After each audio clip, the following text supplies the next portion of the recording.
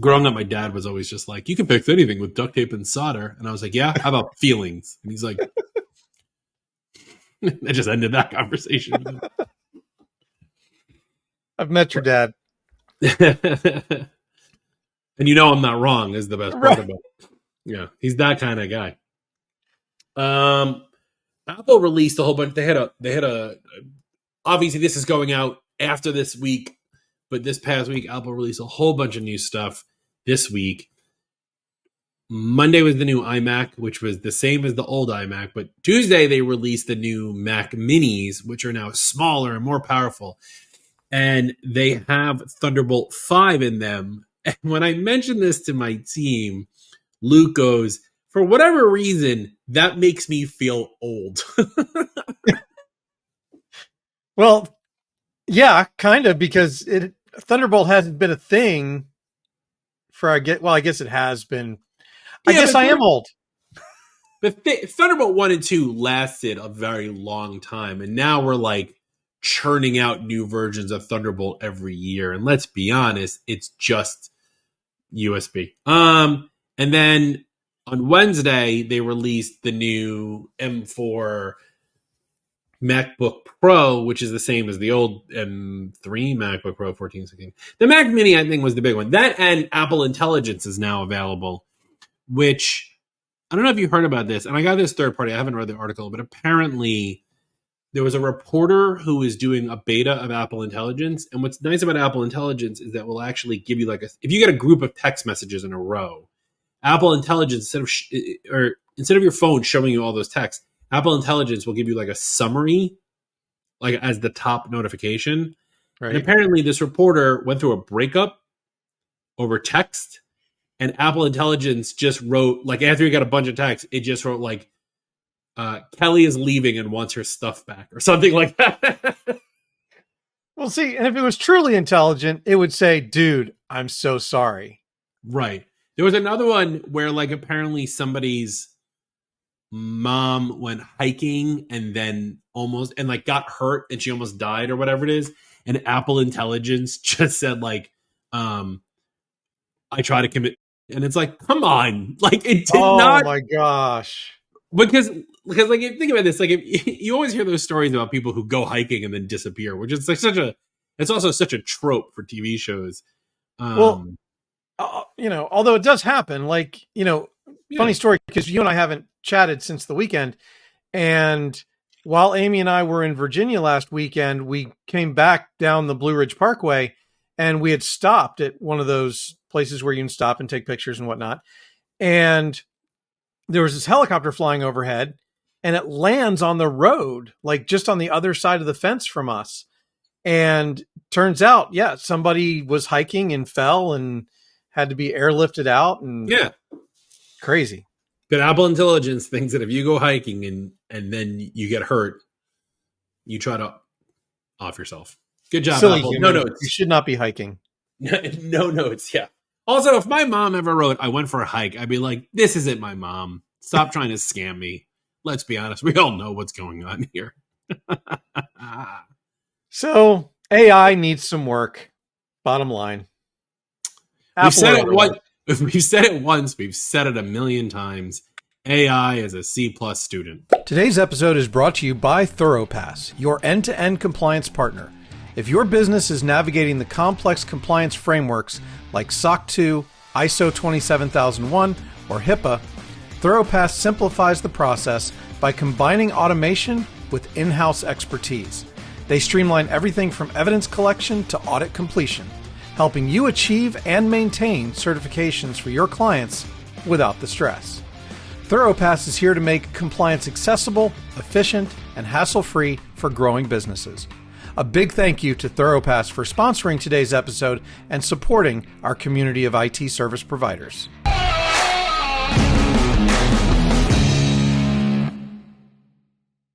What's up, everybody? Welcome to the All Things MSP podcast. I'm your host, Justin Escar. With me always is my good friend, podcast producer extraordinaire, and the man who understands how ads need to be longer than 30 seconds so you can't skip them, Mr. Eric Anthony.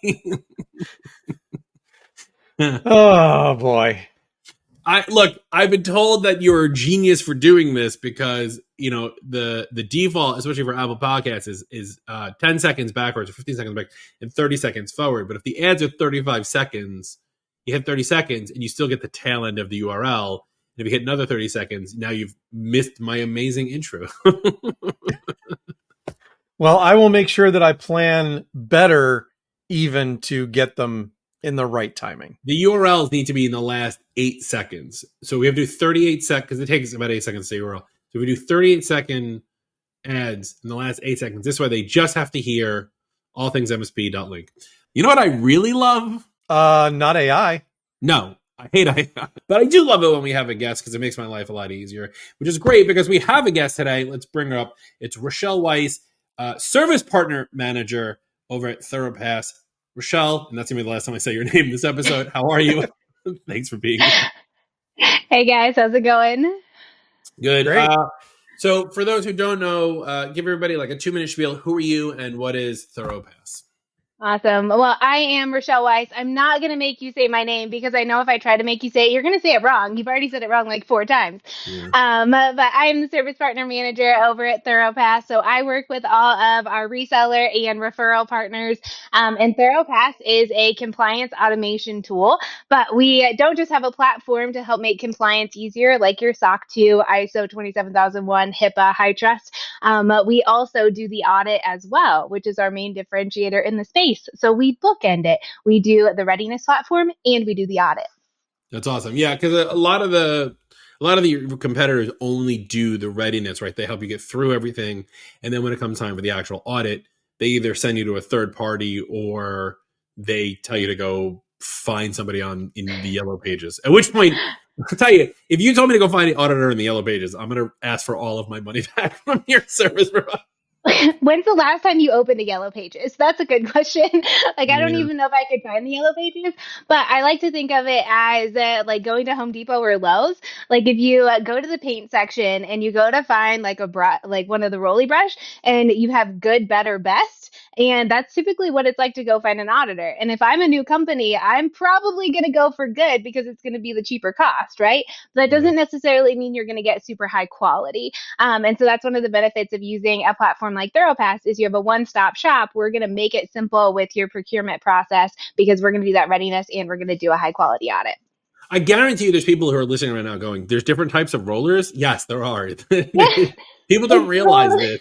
People don't realize this. Actually, when you said this, I was like, oh my God, this is so true because there's like levels of like how much hair comes off of the rollers. Exactly. Yeah. And you will totally see if you start in the corner, like you want to start in an inconspicuous spot because you will end up with hairs all in the corner and you don't want anyone to see it. You're going to go to somebody's house and you're going to look now.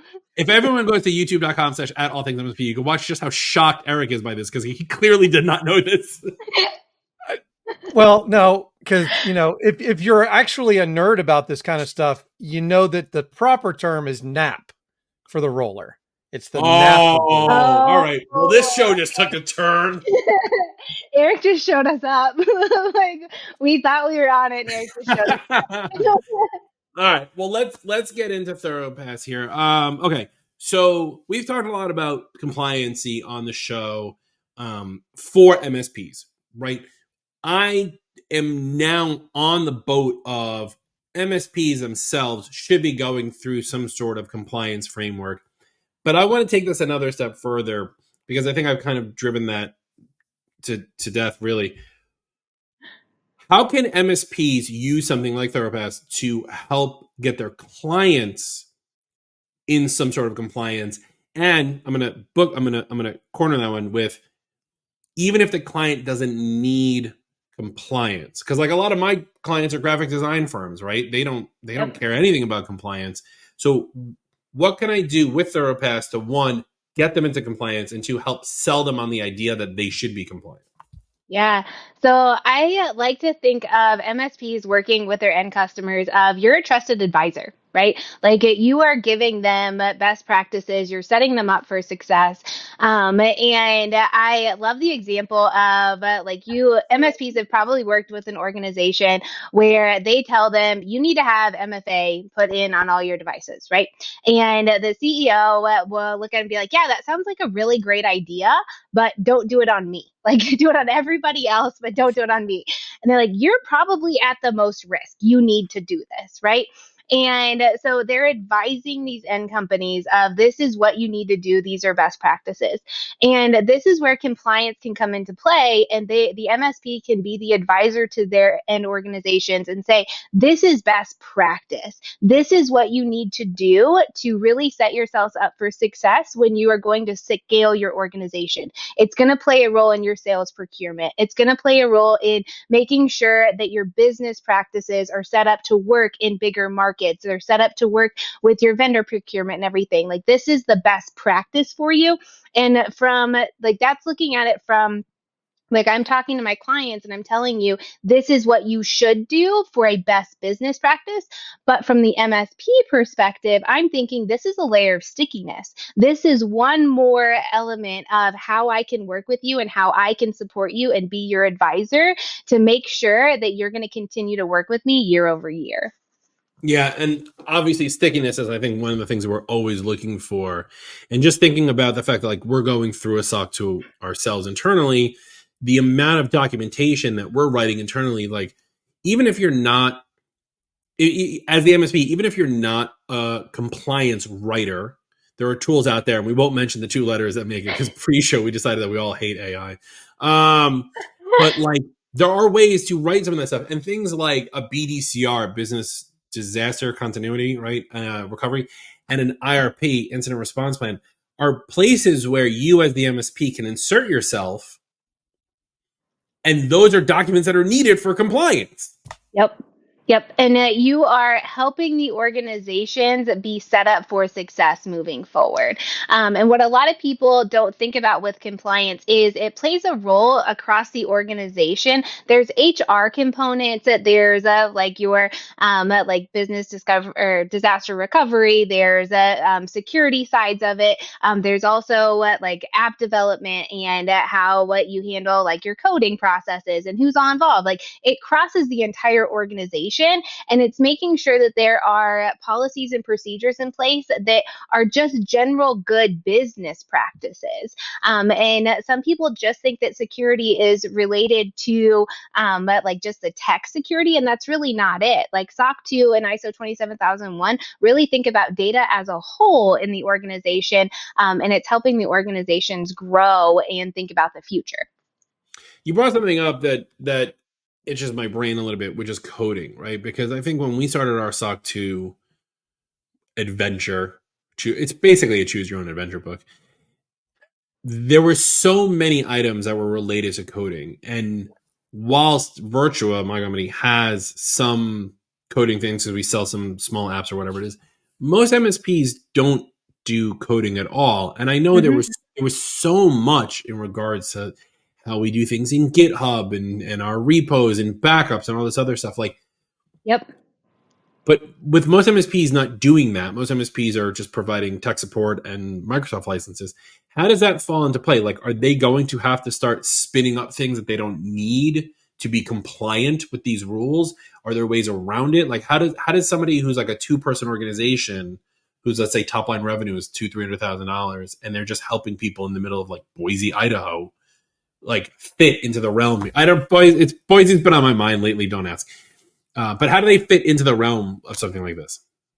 Okay, side note, I had a whole conversation earlier this week with someone from Idaho. And do you guys associate Idaho with potatoes? Because I still do this from middle school. I don't know why. It's a whole thing. Wait, I'm going to say yes, because the people I was talking to real quick were technologists, and they were talking about how Idaho is becoming the new hotspot for SaaS companies. And I Yes. literally called it silicon potato, and they lost their mind. I had a whole conversation about this a couple days ago. They used to be known for potato chips, but now they're known for silicon chips. It's a whole thing. Side note, I can get derailed really fast.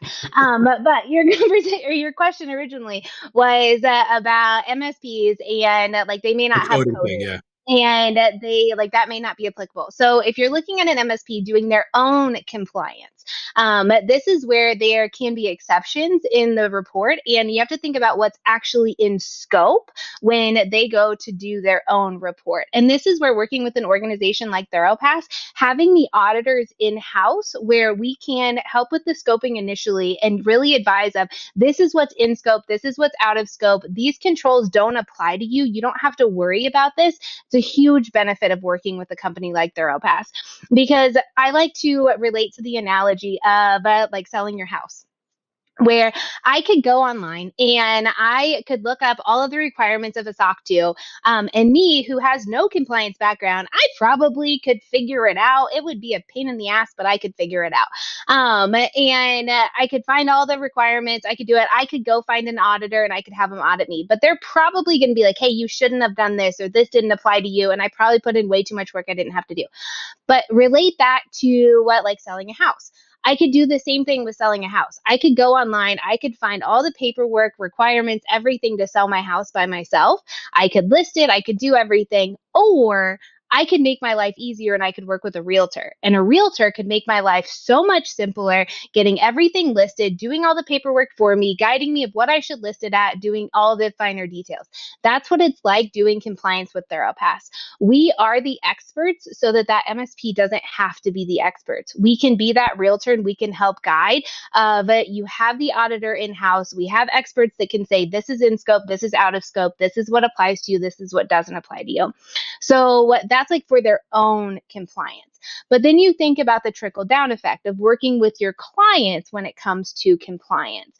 And if the MSPs are trying to guide, like if I have a client who's going to go through their SOC 2 and they do have an app and they do have to put the coding process into play, this is where we have the controls and we actually wrote it for the end customer who doesn't have a compliance background. We really tried to write out that project plan and that implementation for someone who doesn't have a compliance background, because we do sell direct to end customers as well, and they can get into the platform and they can navigate through all those controls and understand what to do. So if the MSP wants to take on that role to help advise, they should be able to navigate through. But then we also have the auditors and the CSMs in-house to help guide them if necessary, to help those MSPs become that expert to help their end customers, because we ultimately want them to be able to grow a book of business and become that trusted advisor for their end clients. That's where we're a team together. And that's ultimately, like, I work in the partnership side of things. These are my coworkers, is these MSPs.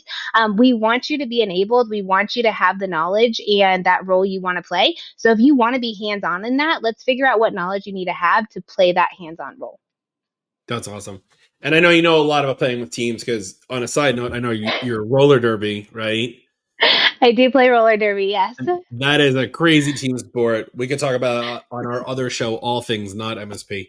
Where do we see this going, though, right? Because I feel like, and maybe it's just because my eyes have been open to compliance in the last couple of months, but I feel like compliance within the MSP industry itself is becoming another one of those hot buzz terms.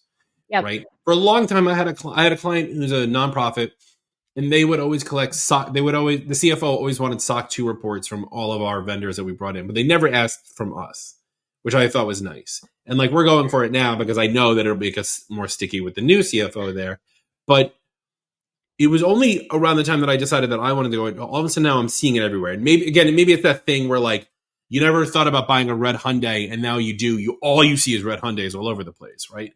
So is the idea of compliance for MSPs really just the new marketing buzz, or is it something that is going that has been around? Maybe I've just been blind to, and that, or is this like the initial big phase of it, and that things are going to change so drastically over the next, let's say, 3 to 5 years?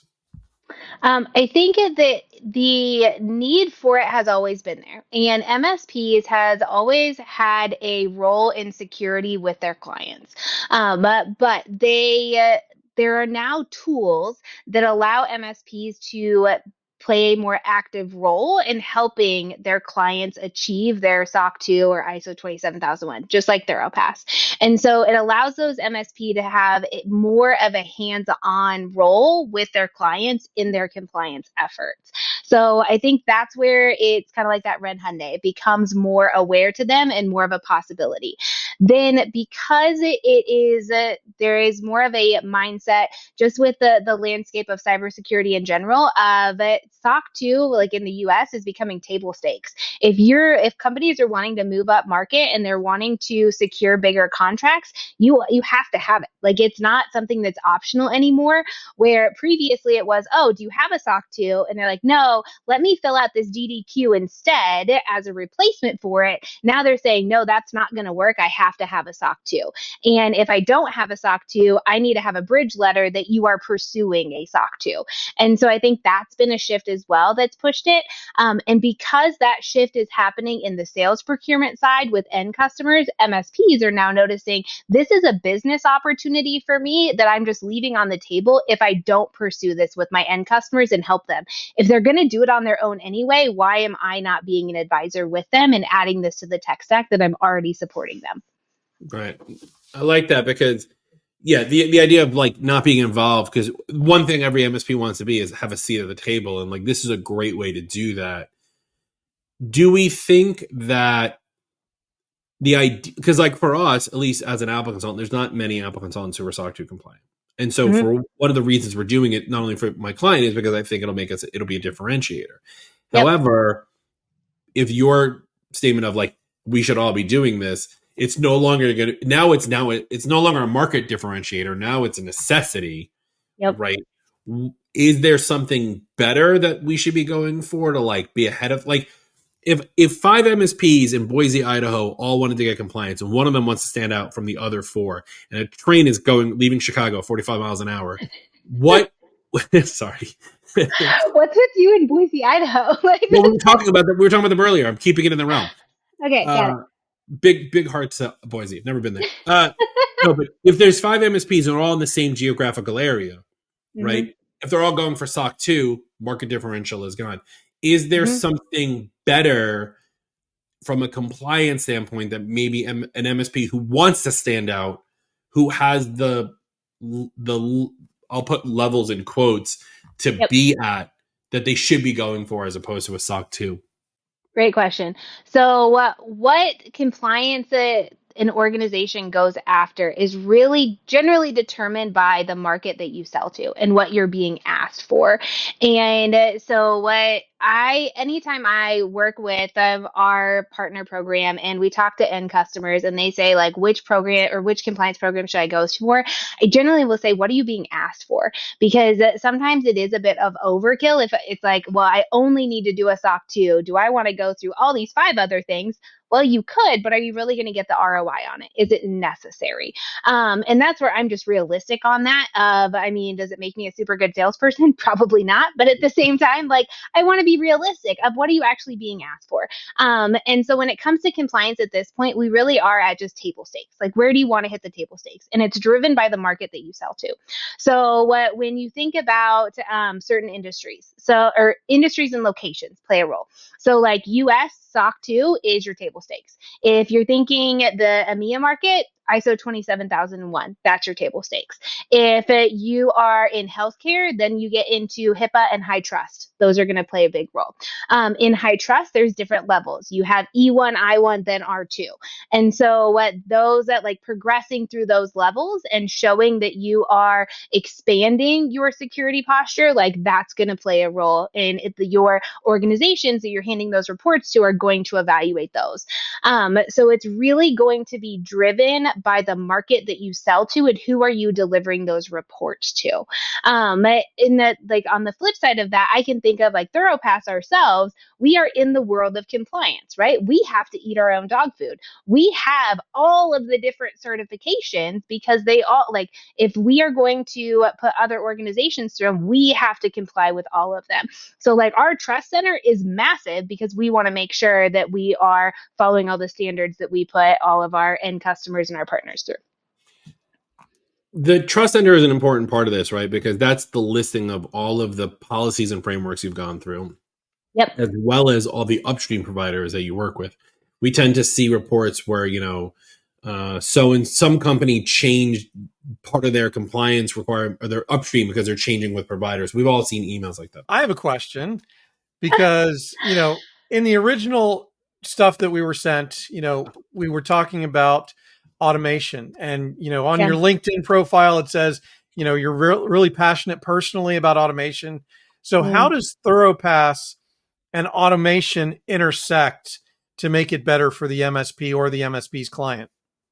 Yeah. So those are kind of parallel lines. They cross in theory, but how my version of automation and the automation within Thoropass are a little bit different. So Thoropass automation, when it comes to MSPs, is because we are the readiness and we are the audit provider. Thoropass is not a standalone platform. We connect to the tech stack of the end organization, so we can automatically pull in some evidence. So when you are implementing a policy that you have MFA enabled on all of your users, well, we can have an integration that's basically going to prove that, and we can deliver that evidence automatically to the auditors instead of you having to screenshot and deliver that evidence to the auditors. So that's the automation that's going to streamline that. So it's going to make it easier for the end customer, you as the MSP in supporting them, and easier for our auditors as well. So that's the automation that comes into play within Thoropass. Whereas for me personally, I'm a big automation person because I'm the only service partner person right now here at Thoropass. I started here about 2 years ago and manage a whole portfolio of partners. And to be able to manage that, it doesn't happen with one person without automation. And so early on, I have a background in kind of building programs from the ground up and thinking through what are the most repeatable tasks that are I don't have to do over and over and over, and how can I streamline those to make the best use of my time so I can really invest my time in what really matters. And so I have always started to automate a lot of my processes whenever I enter in a new organization. And that has made me more efficient so that I can basically do more with less. And it's a big passion of mine that doesn't just fall into work. It also goes into personal life as well. I even automate birthday cards for my friends and family. When I need to send everything, I get a notification of hey, you need to send, or there's birthdays this month, plan for these birthday cards. You need to send this on Monday to make sure it gets there. I have all of that all automated for me because it's stuff I don't have to think about, and I can still make sure I stay on top of everything in my life because I have a lot of things going on and a lot of hobbies, and I would not be able to keep track without that. So that mindset, I guess the overall thread, if I were to connect the thread between them, it is how do you drive efficiency so you can spend time on what really matters to you? So in Thoropass, how do we drive efficiencies on mundane stuff like taking screenshots that just take time, where we can drive efficiencies in really guiding organizations on best practices and knowing what's in scope versus out of scope and delivering high quality reports. But we can't automate 100% of compliance. If we automate 100% of compliance, that means I don't have a job and we would all be sad. So we can't do that, but we can automate a lot of the redundancies because that's where we can then focus our time on the high quality work. Yeah. And one of the things it does, in my opinion, because I'm also an automation nerd as well, and it drives not only efficiency, but it also drives experience. And so by leaning on that automation to do the mundane, like you talked about, you're actually creating a better partner experience for your MSP partners because you're able to handle all of that work in a way that makes it efficient, but also makes it, highly relevant for them. Yeah. And you still have to put a level of personality into it. Like that's a big piece of how I approach partnerships is I want to know you. I want to know like what your goals are as an individual and as an organization, because my job is to help enable that. And like not just as a vendor. I don't just want to be a vendor. And so in the automation, I kind of figure out how to do that with a little bit of style. And I'll have some partners that will like reply to something that was automated and they're like, I don't know if this was automated or not. And like, they're like, I know you, so I'm pretty sure this was automated. And I'm like, you'll never know. But you want to be able to still balance like that human touch side of the automation where I still have to make the most of my bandwidth. But at the same time, how do we service to produce the end goals? I'm betting that one of the automations you have is to ask your clients when their birthdays are, so this way you can just lay those out. Actually, okay, so you probably cut out the part where I said I forgot my question, but I do remember my question now, which is when it comes to some of these, because this kind of falls into the automation with connecting to some of those services we talked about, right? So many MSPs are everything's cloud now, right? All this is what I was talking about earlier about the upstream providers and such, right? Like I don't have client data. I don't store passwords. I don't have this. I don't have that. Everything's in Google and Dropbox and Microsoft and insert other file share companies that we can't talk about here. What do I still need to get a SOC 2 report? Because like Google has one and Microsoft has one and Slack has one. Can I just use theirs and call it a day? That's what I want to get at. Great question. So I actually had a call today where I met someone at a partnership, a local partnership meeting. They actually have a tool that I want to use. And so I was like, oh, let's talk about this. It actually seems really cool. And I was like, do you have a SOC 2? And they're like, no, actually, this vendor, I use their SOC 2. I don't have to have one. I was like, you do. I actually can't work with you without one. And so now we're exploring, like, let's get you a SOC 2 because I think you tricked them. I think that's a trick. I think you just turned them into a sale. And if that vendor is listening, you're sorry. You have to apologize to them I for did that. not. But like I can't work with them without a SOC 2. But we had to explain like, and they even admitted that they've really been relying on. Well, it's not me. I can just go to all my vendors, right? Like I don't need one. And so we had a whole conversation of a SOC 2 is not just based on your tech stack. It's actually based on your organization as a whole. And so like there's HR components of do you do background checks on all of your employees? How do you manage your onboarding, your offboarding, your access reviews, everything? Like there is more holistically about your organization than your tech stack. So yes, those play a role, but it is not, you can't just rely on them. They are out of scope or in scope, and they are going to have an influence on your SOC 2, but you can't just exclusively rely on them. At some point, you are going to need your own. Right. Well, that's awesome. I think we're running short on time here.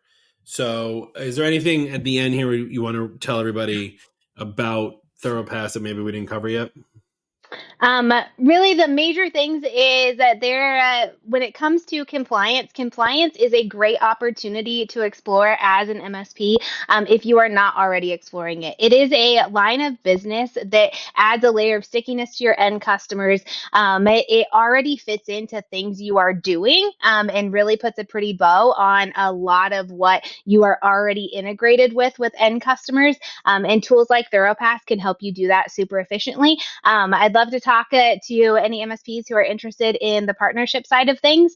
Obviously you can find me on LinkedIn. You're probably going to spell my name wrong, which is totally fine because Justin can't even say it right, which is okay. But you can find me on LinkedIn. You can also go to thoropass.com. We have a become a partner tab and reach out to me there. I will also be at IT Nation next week. And I would love to talk to you guys there as well and explore what a partnership would look like. So unfortunately, due to timey-wimey, wibbly-wobbly, IT Nation was probably insert some random time ago before this episode drops. So if you were at IT Nation and you saw Rachell, got to write this down, make sure that you let us know in the show notes. Eric, anything to finish off before we say goodbye to the folks at home? Yeah, not to correct you, but this podcast, because, we talked about Thoropass in advance, about this will actually drop the day before IT Nation starts. So, That sorry, wasn't Justin. hold on. Pretty much, our goal is just to prove Justin wrong in this I'm whole gonna thing. pull back the curtain here for the folks at home. That was not in the email list of things I had to talk about today on the episode. You know what? Like I said before, we'll do better next time. Maybe. Check us out at facebook.com/group/allthingsmsp, youtube.com/@allthingsmsp to watch all of this in high def glory. Follow us on your favorite podcasting apps. You're already using one. And don't forget to tell us in the group, do you love the show? You do love the show. Tell us. We want to hear it and leave a review. For everybody, thanks for listening. That's Rachell. That's Eric. I'm Justin. Bye! Thanks for tuning in to today's episode, and a big shout out to Thoropass for their support. If you're ready to take the headache out of compliance and let automation do the heavy lifting, Thoropass has the tools and expertise to make it happen. Check them out at thoropass.com. That's thoropass.com to see how they can simplify compliance for your business. Thanks again to Thoropass, and make sure you check out thoropass.com.